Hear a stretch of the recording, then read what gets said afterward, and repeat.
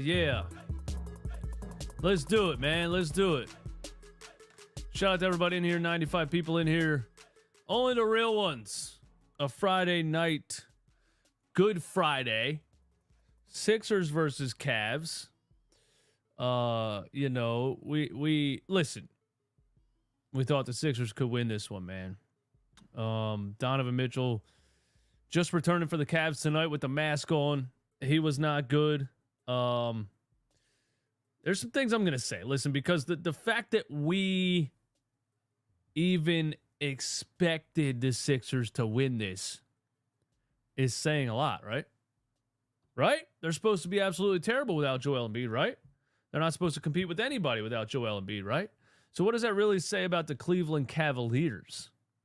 You know what I'm saying? And I know I did the same thing with the Clippers a couple of nights ago. The fact that we were that close says more about how just not trustworthy that team is in the playoffs. Says more about that than it really does about the Sixers, because this team has been, for the most part, bad without Joel Embiid.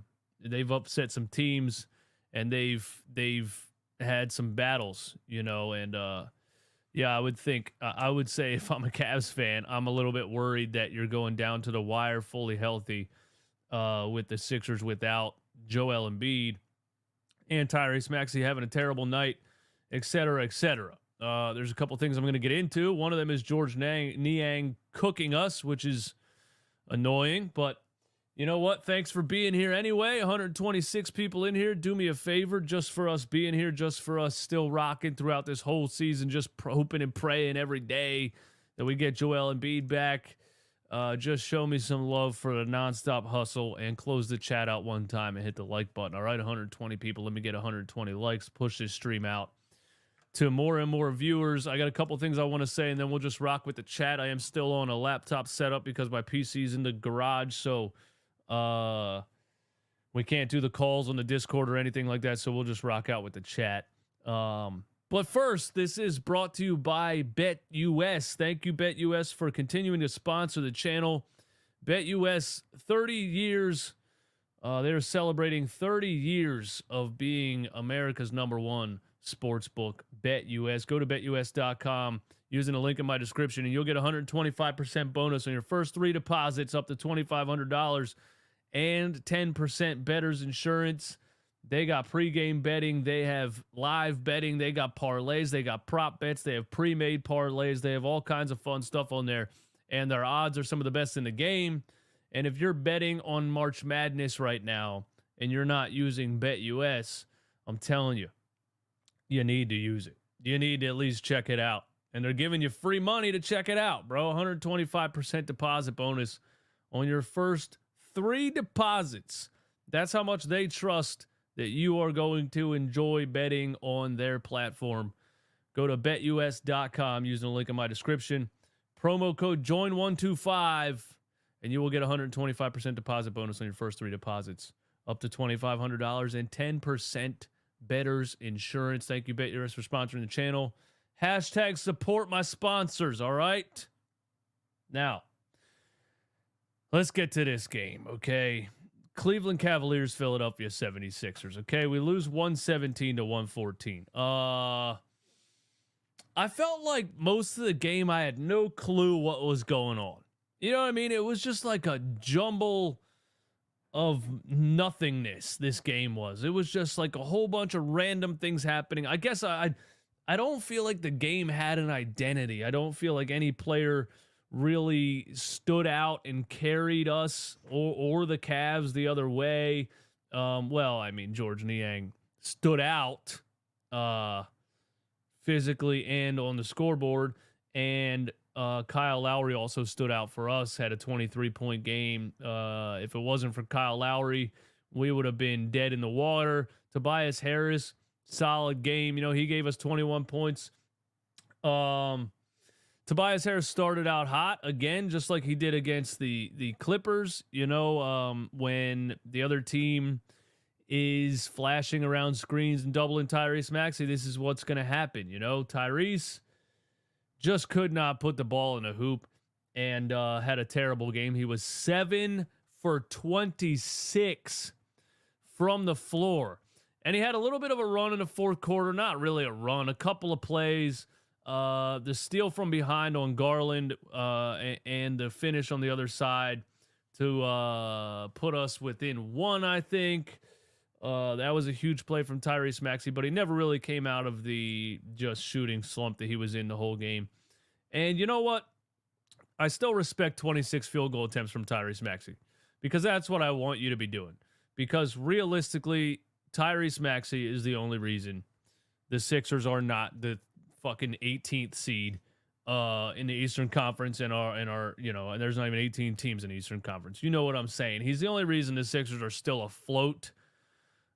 So, you know, I've already seen some replies on Twitter and some takes on the internet about Maxey's inconsistent and he's this and he's that. And he, you know, we do this every single time he has a bad game. He can have 4 great games in a row, a 50-piece, a 40-piece, a 35 and 10. He can just absolutely be a star for 5 games at 23 years old, carrying an entire NBA team full of overpaid divas and buyouts. You know what I'm saying? It's starting to piss me off, but I just shouldn't, mostly I shouldn't read the internet because there's a lot of dumb shit out there. But the Tyrese Maxey slander, it will never be a thing for me. If Tyrese Maxey gets a max contract and then he's trash in 3 years, by all means. But at 23 years old, putting a team on your back that is composed of Mo Bamba, last second signing Kelly Oubre, buyout market Kyle Lowry, 90-year-old Nick Batum, who has 1 foot in France, retiring, Paul Reed, G League All-Star, Cameron Payne, who we forgot was in the NBA. I mean, come on, bro. There's no Tyrese Maxey slander. Anybody who's played ball in their lifetime knows you have a game sometimes where you can't put the ball in a hoop. He was 7 for 26. He was 2 for 12 from 3. Now, the thing is, he still had the highest plus minus in the starting lineup. So the Sixers were still better with Tyrese Maxey on the floor the entire game than they were when he went to the bench, which is why shooting percentages don't always tell the whole story. Why would Tyrese Maxey be a +3 if he was 7 for 26 and 2 for 12 from 3? Because the Cavaliers were double teaming Tyrese Maxey the whole game, just like every team has been doing, because he's legitimately the only star level player on the team who's a threat to give you 45 or 50. So they double Maxey the whole game. They take the ball out of his hands. Other players were stepping up. Tobias Harris first quarter a lot. Then he came around the fourth quarter, a couple of shot attempts. Kyle Lowry stepped up huge. A lot of those are wide open drives because the Cavs are doubling Maxey at half court around screens. So Kyle, he can kick it to Lowry, who can get in the lane, who can make an assist, who can make this. So the Sixers were still better with Tyrese Maxey on the floor taking away 2 defenders than they were without him. So I just ask, people that want to jump and slander a player after one game, bro, like just look a little bit deeper than the total points and the shot attempts. Because at the end of the day, I love the fact that he doesn't lose confidence. I love the fact that he continued to try to attack. Because I don't care. 7 for 26, bro. I don't care. You know what I mean? You saw DeJounte Murray the other night. This guy shot 42 times, 43 times for 42 points, but he hit the game winner. So it's not always about efficiency. It's not always about having a great 3 quarters. It's who can close it in the clutch. And that, brings us to the final play, because the Sixers end up down 3 after some Donovan Mitchell free throws. Or Donovan Mitchell, I don't remember. It was a blur. Mobley hit a 3 in the corner. You had a George Niang foul. He got poked in the eye. Donovan Mitchell was at the free throw line. I think that was just off an intentional foul with the clock running down. And then final play, somebody in the chat right when I started the stream said that Kyle Lowry should have had the final shot. Tyrese Maxey took the step back 3. Your star is going to take the shot. You know what I mean? It just is what it is. I wouldn't have hated it if they ran a play for Lowry. But at the end of the day, Tyrese Maxey has been dragging this team through a battlefield with a bunch of guys on horses with bows and arrows against full armies with automatic weapons. You see what I'm saying? So if Tyrese Maxey takes that final shot, he earned that final shot. I don't care. I got more confidence with Mac. Even with him being 2 for 12, I got more confidence in him hitting that shot than probably anybody else on the roster. That's how I feel about that. What else? Mo Bamba, solid game. I'll say solid game. I like some of the stuff that he did offensively. I think Nick Nurse is, like I said before, getting a lot more out of Mo Bamba than I thought was possible. Defensively, got his ass kicked by Mobley in the fourth quarter. And it just so happened to be right when I started to really credit him, on the offensive side. He caught a one-handed alley-oop or something like that. And Kate Scott screaming, we're down by 5 or whatever. He immediately gets torched by Mobley in the paint. That was really the Cavs strategy in the fourth quarter. It seemed like for most of it was just get Evan Mobley on Mo Bamba and let him take a power dribble and put a shoulder in his chest and put the ball in the hoop. He did get the best of him a couple of plays later. He blocked a shot. So there's that. Mr. Rudy Poo, thanks for the super chat. Shout out to Tyrese Maxey for dedicated the game to my birth date, 7 for 26. Thanks for the super chat, Mr. Rudy. Yeah. So other than that, this game, it was an odd one. There was a lot of bad things happening. There was a lot of sloppy play, turnovers, offensive rebounds, wide open threes. The Sixers still have this thing where they double team players around screens, and there's no weak side help. There's no weak side defender rotating. We just double a player around the screen and we leave people wide open for 3. First, Sam Morril, right? Morrell. I don't know how to say his name. This guy, I mean, come on. Anybody that looks like a European soccer player is going to be a sniper from 3. You know it. You absolutely know it. Dude is just sniping. What do we give him in the first half? He hit 3 threes. Wide open. And then the Cavs say, okay, now it's George Niang's turn to be wide open. Or we said that. We left Sam Morril wide open. Now we're gonna leave George Niang wide open. And yeah. George Niang cooked us, man.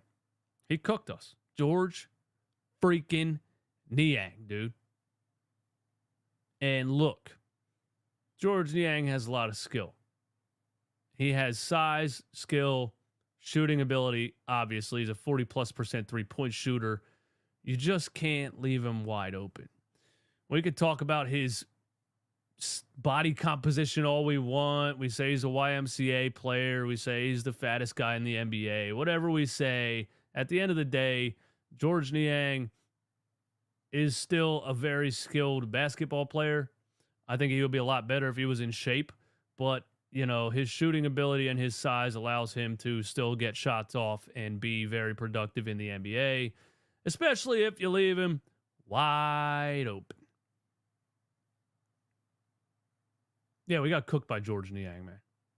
That's where we're at. That's where we're at with it. We got cooked by George Niang. George Niang did land on 3 people in the front row in the fourth quarter. He went for a loose ball, dove out of bounds. Prayers up for the innocent victims that he landed on in the front row. But, he out-hustled us too. You got out-hustled by George Niang? When's the last time you saw Tobias Harris chase down a loose ball and dive into the front row? I don't know if that's ever happened.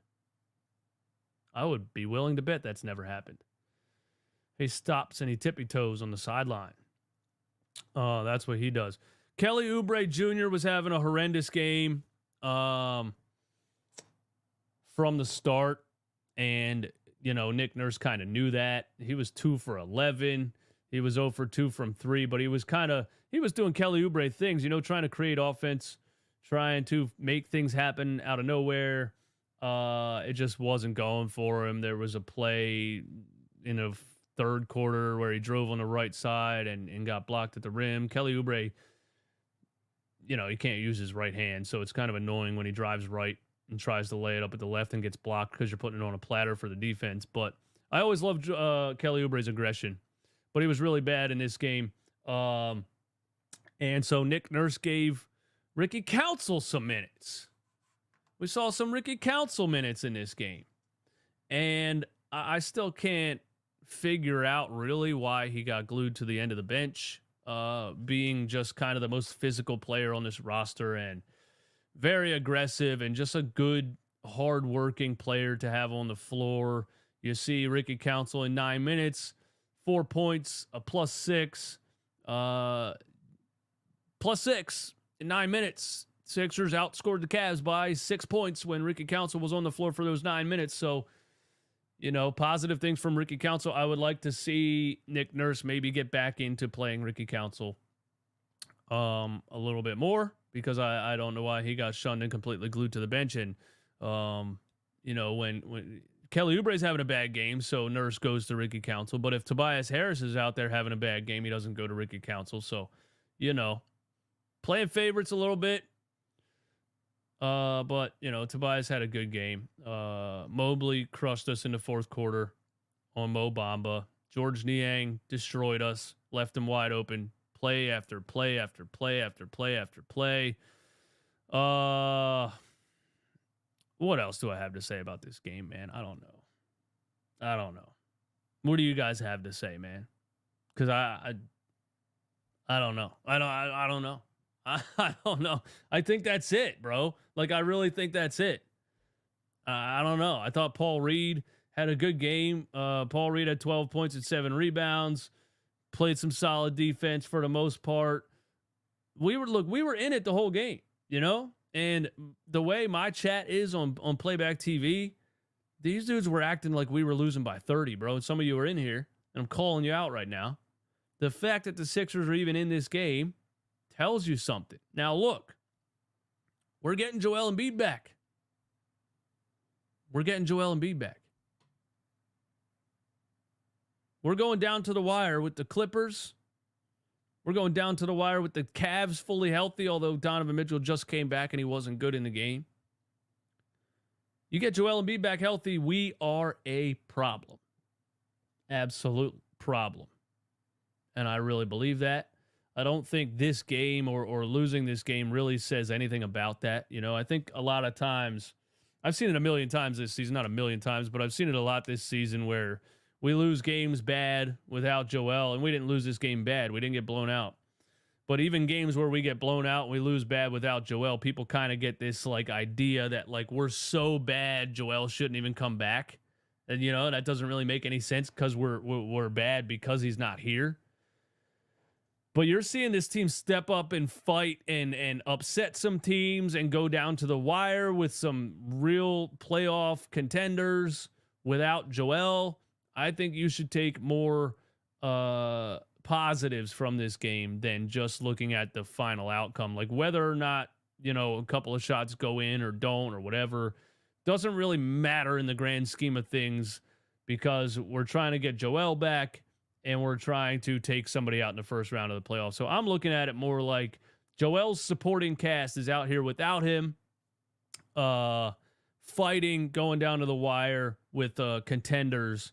And that tells me when Joel Embiid comes back, everybody's in trouble. Everybody in the Eastern Conference is in trouble. That's how I see it. Beastin 88. This team is built around Embiid. Maxey ain't ready to lead a contender yet. I would say Maxey's not ready to lead a contender in the playoffs. I would definitely say that. I don't think anybody disagrees with that. I don't think anybody thinks without Joel, Tyrese Maxey's going to lead this team to a playoff series victory. I don't think anybody's going to say that. And he's 23 years old. And again, James Harden just quit the beginning of this season. I know it feels like it was 3 years ago, but keep that in mind. This is another season where Tyrese Maxey was technically not the starting point guard and was thrown into the starting role because a player refused to come back, which is just something that seems to continue to happen to the Sixers. And at 23 years old, I can't say anything bad about him, And I don't think he should be expected to lead a contender in the playoffs. If anybody's expecting a 23-year-old player to lead your team through the playoffs, you're in big trouble anyway.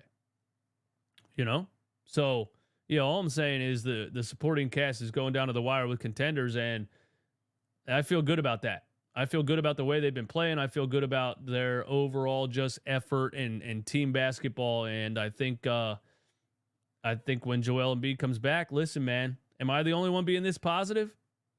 I think when Joel Embiid comes back, man, Eastern Conference is in trouble.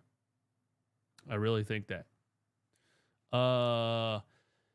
Sixers now has enough offensive weapons, only play a defensive, low-scoring game such as that game versus the Knicks. That will be the Sixers' only way to win. Sixers now have enough offensive weapons, only play a defensive, low-scoring game such as that game versus the Knicks. That will be the Sixers' only way to win. Well, I mean, what do you mean? They've won games outside of that Knicks game. They've won multiple different ways. And that Knicks game was so low scoring because the Knicks straight up couldn't make a shot. I didn't even think we were playing great defense in that game. I thought the Knicks were missing everything. Yes, Sixers fans are truly prisoners of the moment. It's wild, bro. It's absolutely wild. My guy, Jarrett Newsom. We as Sixers fans can't be mad because these kind of games set a tone for the team. Yeah.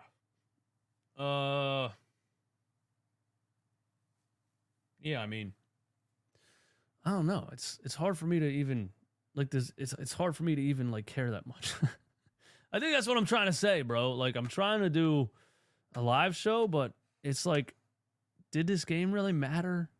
Not really. Because the only thing that matters is, are you getting Joel back? Let's look at the stats here, man. Let's compare some things. See if we can draw any more narratives out of this, okay? Mo Bamba, 14 points, 7 rebounds, 2 blocks. That's a great Mo Bamba game, man. And he did get cooked by Mobley in the fourth quarter under the rim. But, that's not going to happen with Joel out there. So I think Nurse is going to have, I wouldn't say a dilemma, but options, when Joel's back. If you want to bring Joel back on a minutes restriction, which, again, I don't know. I don't know when he's coming back. They're saying Tuesday against the Oklahoma City Thunder. That's what people are drawing a conclusion towards. I don't know. But if there's a couple of regular season games before the playoffs start and you want to bring Joel back on a minutes restriction, I think you got a couple of options at backup center. I didn't think I'd be saying this a couple of months ago, but Mo Bamba and Paul Reed, depending on matchups. And again, I want to credit Nick Nurse for getting these kind of games out of Mo Bamba because I thought the guy was just absolutely terrible and shouldn't be in the NBA about 2 months ago. So, credit to Nick Nurse for elevating some of these players. again, you got two. Kelly Oubre was 2 for 11. You know, he's been so huge in a lot of these games without Joel, and he had a bad game. You're not going to have many games where Kelly Oubre's 2 for 11. You're not going to have many games where Tyrese Maxey's 7 for 26. You know, I thought Kyle Lowry did everything he could, stepping up, had a huge couple of buckets down the stretch. Got a Kongwu on a pump fake and an and one. He got Marcus Morris in the paint down there late in the fourth quarter. Got him with a little bit of an old man game, pump fake, mid-range jumper, 40-year-old versus 40-year-old, you know. So I just, you know, I'm not that upset really about them losing this game. I think the fact that they were in there, they were fighting, it came down to the wire. I'm happy about that. And I'm ready. I'm ready for Joel Embiid to come back and save us. And I know to some people that sounds unrealistic, but you just got to believe, man. We have no choice but to believe. What choice do we have? We got to believe. Jamie's like, Embiid should be MVP every year. This team is terrible without him. With him, they are NBA Finals. They are an NBA Finals threat. Yeah, people need to remember that. And when he first went down, the Sixers were terrible without him.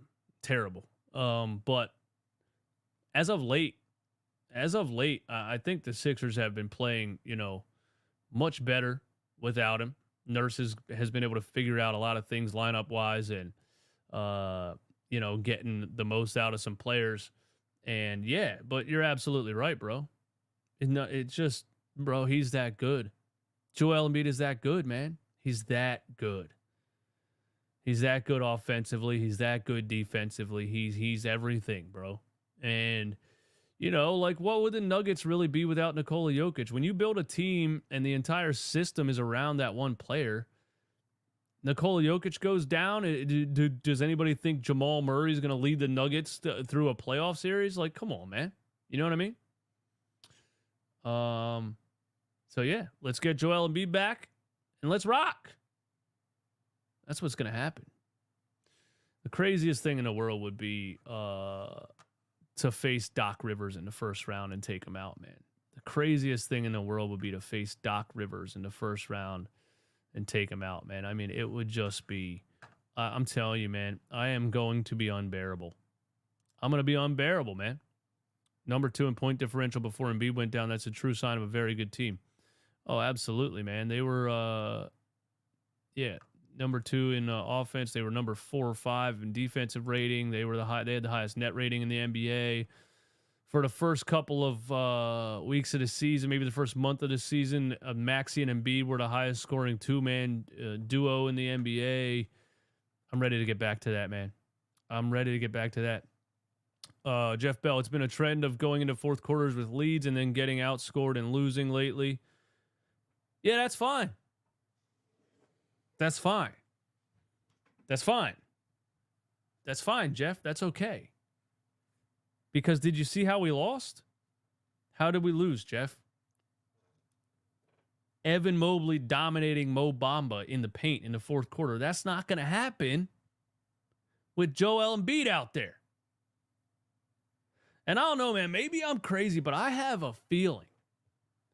That he's going to come back and pick up right where he left off. I just have a feeling. I think the meniscus surgery was just, you know, they went in there, they took out the damaged piece, he healed up. He got back on the court when he was supposed to. They said 8 weeks. It's about 8 weeks. They didn't say 8 weeks and then, you know, he's not going to be, they said 8 weeks. So I'm ready for him to be, I don't know. I'm ready for him to be 100%. I'm ready for the Sixers too. I'm telling you, man. I'm telling you. That too, Pope. Thank you, bro. The rest that he's had. Think about that. This could be a blessing in disguise, right? Because all the other years, Joel's gotten hurt right before the playoffs. I was saying this to RB. We were in a text message earlier today. I was like, I believe they're gonna, dude. I believe the teams should fear the Sixers in the playoffs when Joel comes back. And RB said, "What if he's not 100%?" And I said, "This is the first time Joel Embiid's got hurt with enough time to have surgery and let it heal." And you know what I'm saying? Like every other time he gets hurt right before the playoffs start or in the first round of the playoffs, and then he's out there limping around playing through injury, and he burns out. You know. He got hurt early enough this time. If we're just accepting the fact that Joel Embiid gets hurt every year, at least this year he got hurt early enough that he had time to get it right and rest up for the playoffs. This could be a blessing in disguise. Because Joel Embiid, the style of game that he plays really, and if you look at like every offseason, you know what I mean? He jokes about doing nothing in the offseason, but realistically, I don't think he does anything in the offseason because I think he's just rest and rehab the whole offseason, you know? And he usually comes into the season looking a little sluggish and a little out of shape, and it takes him a couple games to like get his wind and everything. I think you could probably look at this the same way. You know? Maybe the rest was actually better for Joel than playing a whole season, chasing an MVP trophy, and, you know, dropping 45 points a game in February and March and just battling 60 games, 65, 70 games where 20 of them, do they really matter that much? Could be a blessing in disguise. It could be. Facts, Eastwood, very excited for playoffs this year. Yeah! We coming back. Joel's coming back. Sixers should be feared. That's how I feel about this game. That's kind of why I don't have many talking points about it, because I just don't feel like it matters that much. Once I found out Joel's coming back, bro, okay. You fought against the Cavs. You came down to the wire. Lincoln, we heard you the first time, buddy. Besides, isn't this what we wanted? To rest him for some time so he can have a healthy playoff run. Could be a blessing in disguise, man. Maybe the best option for Joel is to play 40 games every year, you know? Maybe that's what they did. Conspiracy theory. Conspiracy theory. Joel Embiid never actually got hurt. The Sixers just know that he's great when he has rest. And they made up an injury to rest him half of the season. All right, that's not true. He definitely had a torn meniscus. The team not relying on Embiid every game get to find their own game someday. Also, the team not relying on Embiid every game get to find their own games someday. I don't know what that means. Yeah, he faked not being able to jump in those warm-ups, man. Yeah. Dom, it is a shame how reliant our team is on one player. The Cavs are competitive without... No, they're not. No, they're not. No, they're not. No, they're literally not. No, they're not. No, they're not. What do you mean competitive? You think the Cleveland Cavaliers are a championship contender without Donovan Mitchell? What are you talking about? No, they're not. Okay, look at his comment, bro. Look at his comment. It's a shame how reliant our team is on one player. The Cavs are competitive without Donovan. Competitive? Dom. The Philadelphia 76ers, without Joel Embiid, beat the Cleveland Cavaliers twice.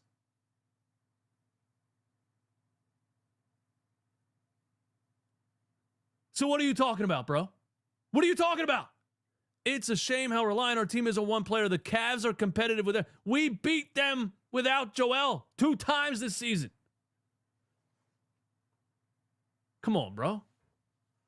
You got to watch games, man. You can't just be drawing up made up narratives after one loss. Come on, man.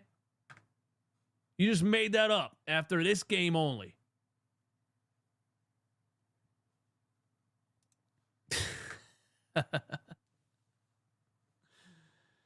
Hey, I will say this about the Hawks, though. The Hawks are way better with DeJounte Murray running the show than him and Trae Young trying to share the ball. And the Atlanta Hawks need to trade Trae Young. I will say that. Also, the Boston Celtics are frauds. And I do not fear the Boston Celtics at all. And they got a coach out here doing press conferences talking about they were practicing mid-game. We had Porzingis on Murray. We were just practicing some 1-5 switching. What? You were practicing in an NBA game? You're talking that confidently that, you know what I'm saying? Like, I'm getting a level of cockiness from Joe Mazzulla. Even if you were technically running some stuff that you didn't get to run throughout the season because you already know your playoff seed, I wouldn't sit up there and talk like that, publicly. And he keeps like going back and forth with reporters, defending players and stuff, and like, oh, but when Tyrese Maxey had that stat line, you said that he cooked us. Like, he's giving me real Doc Rivers vibes. I have no faith in Joe Mazzulla. The Boston Celtics have a great roster, but you know why they were really great? You know why they were really a contender? Ime Udoka. And look what he's doing with the Houston Rockets right now. Coaching matters, bro. I got no faith in Joe Mazzulla. Polesh, DJ calling any team frauds like the Sixers aren't the biggest frauds of this era. DJ can't make up narratives. Also, DJ Embiid isn't a playoff choker. Okay, buddy. See you later. Now you're spamming the chat. Yeah, get out of here. Any Sixers fans that want to have a conversation? What is up with these Celtics fans, bro? Don't you guys have somewhere to go? Where's it, bro? Is there a Celtics podcast? Do they not exist? Is there a Boston Celtics podcast, a post-game show, some kind of YouTube content creator, so you guys can go and talk about the Celtics and have fun? And like, I just don't understand it. Do Sixers fans go into like Boston Celtics YouTube streams? And I just don't understand it, bro. On a Friday night, you're in a Sixers stream just to say, like, I just don't get it. Where are the Boston Celtics content creators, man? They're lacking out here. Or do they all got those weird accents and they're probably hard to listen to, man? Boston.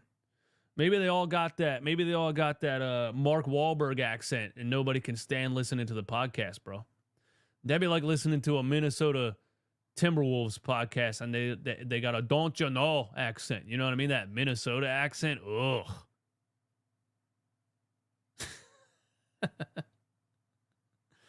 Bro, they're all here, man. So many Celtics fans follow me to hate watch. I'm like the Aiden Ross of Celtics fans, dude.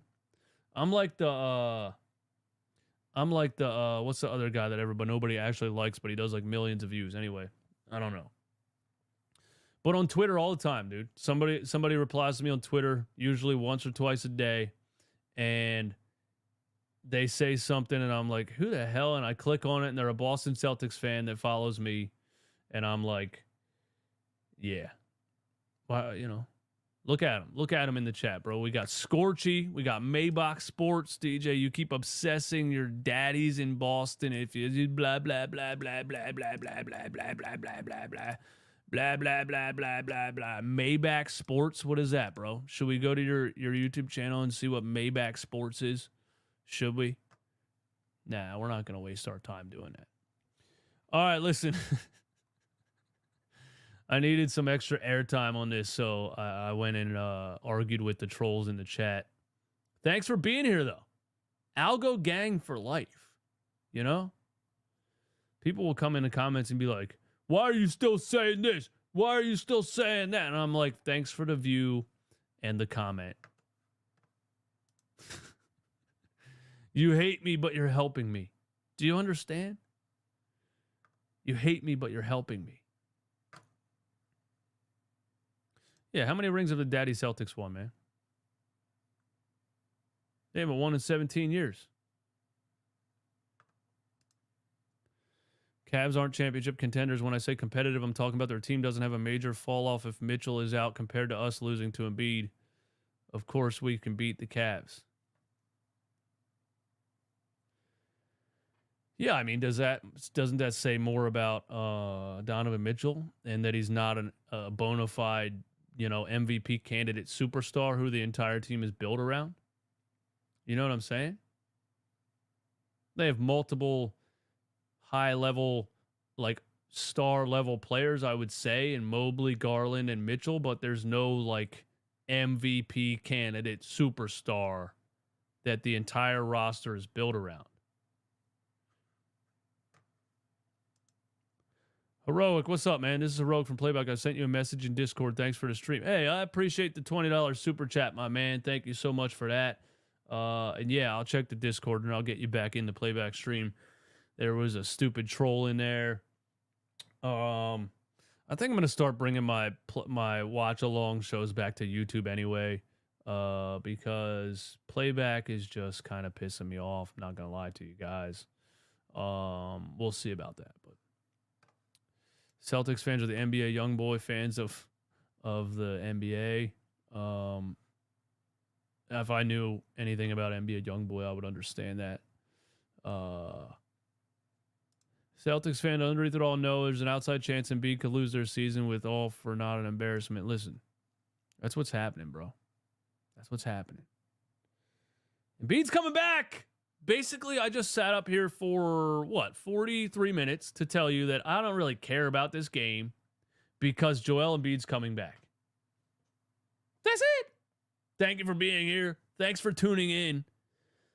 Go to betus.com. Using my link in the description, promo code JOIN125, get a 125% deposit bonus on your first 3 deposits up to $2,500 and 10% gambler's insurance. If you're not using BetUS to bet on March Madness, I don't know what you're doing, bro. You need to be over there. I'm out. You guys are the best. NZ, come on, bro. God damn. Jesus. You got to know what you can say in the YouTube comments and what you can't, man. You just have to know what you can say and what you can't say. Should be obvious.